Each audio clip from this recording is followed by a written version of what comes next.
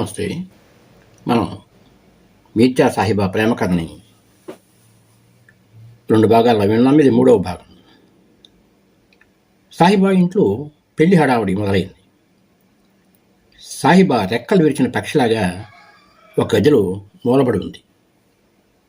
ఆమెకి ఇలా అలంకరించుకో, ఈ దుస్తులు వేసుకో అని చెప్పేవారు తప్ప మాట పిలిపించుకునే వాళ్ళు ఎవరూ లేరు. తెల్లారి చూస్తే మగ పెళ్లివారు విడుదలకి రాబోతున్నారు. మీర్జా నుంచి ఎటువంటి సందేశం సాహిబాకి రాలేదు. జరుగుతున్నది గమనిస్తున్న బీబీ దానాబాద్ వెళ్ళిపోయింది. వెళ్ళి మీర్జాని హెచ్చరించింది. నువ్వేదన్నా చేయకుంటే సాహిబా నీకు దక్కదు అని చెప్పింది. మీర్జా బీబీ ద్వారా సాహిబాకి ధైర్యంగా ఉండు అని ఒక సందేశం పంపాడు. మగ పెళ్లివారు సియాలు చేరిపోయారు. షడ్రుచులతోటి విందులు, తాగినంత మధువు, గాన కచేరీలు, శృంగార నర్తకీమణుల నృత్యాలు ఇవన్నీ కూడా వినోదానికి ఏర్పాట్లు చేయబడ్డాయి.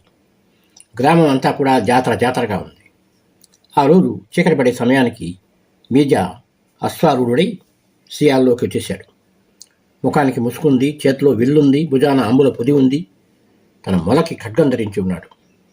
ఇంటికి చేరగానే మీర్జా ఏం చేశాడంటే బేబీ ద్వారా సాహిబాకి కబురు పంపాడు.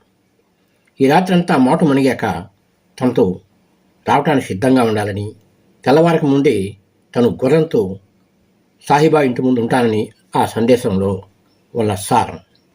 ఇది తెలిసాక సాహిబా క్షణం ఒక యుగంలాగా గడిపింది. సందేశమేమో రాకముందు ఇక చావే గతి అని చనిపోయే మార్గాల కోసం వెతుకుతున్న సాహిబా ఇప్పుడు హుషారుగానే ఉంది. విందులు తిని, మధువు గొంతుకుల దాకా త్రాగి, అందాల సుందరులు రెచ్చగొట్టే నృత్యాలు తిలకించి జనం అంతా నిద్రలోకి వెళ్ళిపోయారు. అంతటా నిశ్శబ్దం, కీచురాళ్ల శబ్దం తప్ప మరేమీ వినపట్టం లేదు. సాహిబా ఇక్కడ ప్రియుని కోసం 1000 కళ్ళతో ఎదురు చూస్తోంది. ఇంతలో బయట గుర్రపు డెక్కల చప్పుడు వినపడింది. ఆలస్యంగా పడుకున్న విడిదిలో అతిథులు నిద్రలో ఉంటాన ఈ శబ్దం వినపడలేదు. సాహిబా మెల్లగా లేచి ఎక్కడంటే అక్కడ పడి నిద్రపోతున్న మనుషులను దాటుకుంటూ ఇంటి బయటికి వచ్చింది. మీర్జా బయట వేచి ఉన్నాడు. సాహిబాను చూసి నవ్వుతూ ఆమె గుర్రం ఎక్కటానికి తన కాలు రికాబు నుంచి తొలగించాడు. ఆమెకు చెయ్యి అందించి పైకి ఎక్కించుకున్నాడు. గుర్రం మీర్జా ఆదేశంతో బయలుదేరి పరుగు అందుకుంది. సాహిబా తన ప్రియుణ్ణి కలిశారన్న ఆనందంతో అతన్ని వెనక నుంచి గట్టిగా వాటేసుకుంది. ఆమె వెచ్చని ఊపిరి మీర్జా మెడకు తగులుతోంది. ఆమె అలంకరించుకున్నటువంటి పూల పరిమళం అతనికి మత్తెక్కిస్తోంది. మీర్జా తన ముసుగు తొలగించి తన చుట్టూ ఉన్న సాహిబా అరిచేతులను ముద్దాడాడు. క్షణాల్లో గుర్రం ఊరి పొలిమేరలను దాటింది.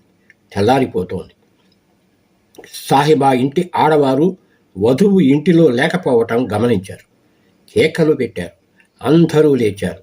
సాహిబా వైపు మగవారు కత్తులు కటార్లు పట్టుకుని పెళ్లి కూతురిని వెతకటానికి బయలుదేరారు. మీర్జా దానాపూర్కి వేరే త్రోవ ఎంచుకుని ప్రయాణించాడు. ఇంతలో తెల్లారింది. ఒక ఊరి పొలిమేరలో ఉన్న తోటలో గుర్రాన్ని ఆపాడు. అతను బాగా అలసిపోయి ఉన్నాడు. గుర్రాన్ని చెట్టుకు కట్టి సాహిబాని కిందకి దింపాడు. సాహిబా అన్నది, ఇక్కడ ఆగటం ఎందుకు మీర్జా, మనం వెళ్ళిపోవాలి త్వరగా అని. ఇంకా అన్నది, మన కోసం మావారు మీవారు తలపడి మరణించరాదు మీర్జా అని హెచ్చరించింది. ఈ మార్గంలోకి ఎవరు రారు సాహిబా, నీ వియోగంలో ఇన్నాళ్ళు ఎంతో బాధపడ్డాను. రా సాహిబా, నీ వెచ్చటి ఒడిలో నన్ను సేనించని అన్నాడు మీర్జా. అలా అని ఆమె ఒడిలో పడుకొని చేతులు వెనుకగా చాచి ఆమె నడుమును చుట్టాడు. తాదాత్మ్యంలో కనులు మూశాడు. అలసి ఉన్న అతను నిద్రలోకి జారిపోయాడు. సాహిబా మనసులో భయం తొణికిసలాడుతూనే ఉంది. తన సోదరులు మీర్జా చేతిలో మరణిస్తారేమో. అలా జరగకూడదు. అలా అనుకున్న ఆమె ఒక చేయరాని తప్పు చేసింది. ఏమిటంటే నెమ్మదిగా మీర్జా తలను నేలపై ఉంచి తాను లేచి మీర్జా విల్లు బాణాలు తీసి దూరాన ఉన్న చెట్టుపై దాచింది. మీర్జా, మీ కుటుంబం వారికి నేనేం హామీ చేయను సాహిబా అని చేసిన ప్రమాణాన్ని ఆమె పట్టించుకోలేదు. యుద్ధం అంటూ మొదలైతే అవన్నీ అమలయ్యేవి కావు అనుకున్నది ఆమె. అలా మీర్జా ఆయుధాలు దాచిన సాహిబా తిరిగి వచ్చి మీర్జా తనను తన ఒడిలో ఉంచుకుంది. ఆమెకు ఎన్నో ఆలోచనలు. మీర్జాని తను ప్రమాదంలో నెట్టిందన్న బాధ కూడా ఉంది. అయినా నేను మీర్జాని చంపేస్తానా? నేనే మీర్జా ముందు నిలబడి అతన్ని కాపాడుకుంటాను కదా అనుకుంది. మీర్జా నుదిపై ముద్దాడింది. ఇంతలో గుర్రపు డెక్కల చప్పుడు వినపడింది. మీర్జాని నిద్రలేపి బయలుదేరు మీర్జా, వాళ్ళు వచ్చేస్తున్నారు అన్నది. కంగారుగా వారు రానే వచ్చారు. ముందు వరుసలో ఆమె సోదరులే ఉన్నారు. పక్కన వరుడు తాహిర్ ఉన్నాడు. అందరూ ఆయుధాలు ధరించుకున్నాడు. మీర్జా లేచి తన ఆయుధాల కోసం వెతికాడు. కనపడలేదు. సాహిబా అన్నది, మీర్జా క్షమించు, నా అన్నలతో పోరులో వారిని చంపేస్తావేమో అని భయపడి వాటిని దూరంగా దాచిపెట్టాను. వారిప్పుడు నీ మీద దాడి చేస్తారేమో, కాబట్టి నువ్వు ఇక్కడి నుంచి వెంటనే వెళ్ళిపో. మీర్జా, నాకు నువ్వు జీవించడం ఉండనే కావాలి. నన్ను ఏం చేయలేరులే, వాళ్ళ చెల్లిని కదా నేను అన్నది. మీర్జా అన్నాడు, ఇంత చేసింది నిన్ను వదిలి వెళ్ళిపోవటానికి కాదు సాహిబా. నేను వెళ్ళిపోయి నిన్ను మరవగలనా, బ్రతకగలనా? మరణమే రాసి ఉంటే దాన్ని నీ ముందే ఆహ్వానిస్తాను. నీకోసమే పోరాడి మరణిస్తాను అన్నాడు. అలా అంటూ గుర్రం దగ్గరికి పోయి దాని దగ్గర ఉన్నటువంటి ఖడ్గం తెచ్చి పోరుకు సిద్ధమయ్యాడు. సాహిబా, వీరుడు పోరాడి తీరాల్సిందే.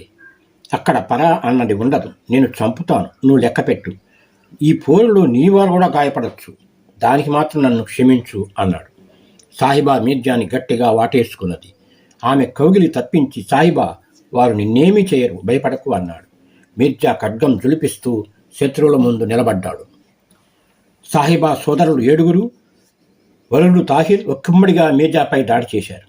సాహిబా వాళ్ళ కాళ్లపై పడి మీర్జాని ఏమి చేయవద్దని బతిమలాడింది. వారు వినిపించుకోలేదు.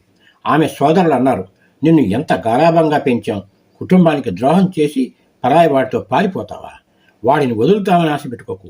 వాడిని చంపి తాహిర్తో నీ పెళ్లి జరిపిస్తామని సాహిబాని నెట్టివేశారు. తాహిర్ అయితే నా వధువును తస్కరించి తీసుకుపోతున్న ఈ మీర్జాను నేను బతకనివ్వనని కత్తితో దాడి చేయడానికి ప్రయత్నించాడు. అనలారా, మీర్జా దగ్గర విల్లు ఉంటే మీలో ఒక్కరు బతికి ఉండరని నాకు తెలుసు. అందుకే మీపై గౌరవం ఉండబట్టే మీర్జా విల్లు బాణాలు దాచేశాను. అదే నేను చేసిన తప్పు. ఇప్పుడు మీర్జా వద్ద తన ఆయుధాలు లేవు. ఒంటరి పోరాటం చేస్తున్నాడు. నేను మీకు చేసిన మేలుకైనా ఆయన ఏమీ చేయవద్దు అని ఏడుస్తోంది సాహిబా. ఈలోగా తాహిర్ ఒక బాకు సాహిబా వైపు విసిరాడు. అది చూసి కోపం తెచ్చుకున్న మీర్జా ఆమెను తప్పించి ఒక్కసారిగా తాహిర్పై దూకి అతన్ని కత్తితో నరికేశాడు. దీంతో కోపోద్రిక్తులైన సాహిబా సోదరులు మీర్జా చుట్టుముట్టు చేరి అతన్ని కత్తులతో పొడిచేశారు. మీర్జా ఒళ్లంతా కత్తిపోట్లతో నిండిపోయింది. రక్తం ధారలుగా కారుతోంది. సాహిబా తన అన్నలకు సలాం చేస్తుంది. అన్నలారా, తప్పు నాది, ఆయనది కాదు. నేనే ఆయనకి నన్ను తీసుకెళ్లమని కబురు చేశాను. నేనే ఆయన వెంటబడి ఇష్టపడి వచ్చాను. నేనే మీరు క్షేమంగా ఉండాలని ఆయన ఆయుధాలు దాచిపెట్టాను. నేనే ఆయనకి ద్రోహం చేశాను. కాబట్టి ఆయన ఏమీ చేయకండి, కాస్త దయ చూపండి అంటోంది. ఆమె మొర ఆవేశంలో ఉన్న ఆమె సోదరులు వినిపించుకోలేదు. మీర్జా ఒక్కడుగా వారి సాయశక్తులుగా నిలవరించి పోరాడిన లాభం లేకపోయింది. తీవ్రంగా గాయపడిన మీర్జా కుప్పకూలిపోయాడు. సాహిబా మీర్జాని ఆ స్థితిలో చూడలేక కింద పడి ఉన్న అతని కత్తిని తీసుకుని ఆడపులిలాగా తన సోదరులను నిలువరించింది. నేనిప్పుడు మీ చెల్లిని కాదు, పిచ్చిదాన్ని, ప్రేమ పిచ్చిదాన్ని. నా ప్రేమను అవమానిస్తారా? మిమ్మల్ని వదలనంటూ అరుస్తూ వాళ్ళ మీదకి దూకింది. కానీ వాళ్ళందరూ కలిసి ఆమెను నెట్టేశారు. మీర్జా చావు బతుకుల మధ్య ఉన్నాడు. సాహిబా అన్నలతో అన్నది, మీ కోరిక తీరింది కదా? మీర్జా ప్రాణాల మీదకి తెచ్చారు. నాది ఒకటే కోరిక. నేను చేసిన తప్పు పనికి ఆయన్ని క్షమాపణ కోరాలి. అందుకు అవకాశం ఇవ్వండి అన్నది ధీరంగా. ఆమె అన్నలు వెనక్కి తగ్గారు. మీర్జా కన్నులు మూతపడుతున్నాయి. మెల్లగా పదాలు ఒత్తి పలుకుతూ, క్షమాపణ ఎందుకు సాహిబా? నేను నా ప్రణయదేవత కోసం పోరాడి మరణిస్తున్నాను. చింతించకు, నీ అన్నల వెంట వెళ్ళిపో. నీవు జీవించి మంచి భవిష్యత్తుతో గడపాలని నా కోరిక అన్నాడు. నేను నీ ప్రేమకు పచ్చిగా ఏమిచ్చాను? మరణమే కదా మీర్జా. అయ్యో, ఎంత పని చేశాను అంటోంది సాహిబా. తనివి తీరగా నిన్ను చూసుకొనివు సాహిబా అంటూ కళ్ళు తెరవడానికి ప్రయత్నిస్తున్నాడు మీర్జా. సాహిబా అతని కళ్ళ మీద ఉన్న రక్తాన్ని తన పైటతో తుడిచింది. అతన్ని దగ్గరికి తీసుకుంది. అతని ఎదురుపై ముద్దు పెట్టింది. నేను నీకు కీడు చేశాను మీర్జా. నీకన్నా నా వారు గొప్పేమి కాదని తెలుసుకోలేకపోయాను. అందరూ బాగుండాలనుకున్నాను, కానీ నిన్నే కోల్పోతానని అనుకోలేదు.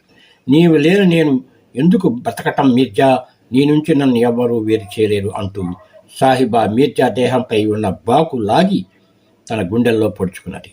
క్షణాల్లో ఆమె ప్రాణం అనంత వాయువుల్లో కలిసిపోయింది. మీర్జా కళ్ళు కూడా శాశ్వతంగా మూతపడ్డాయి.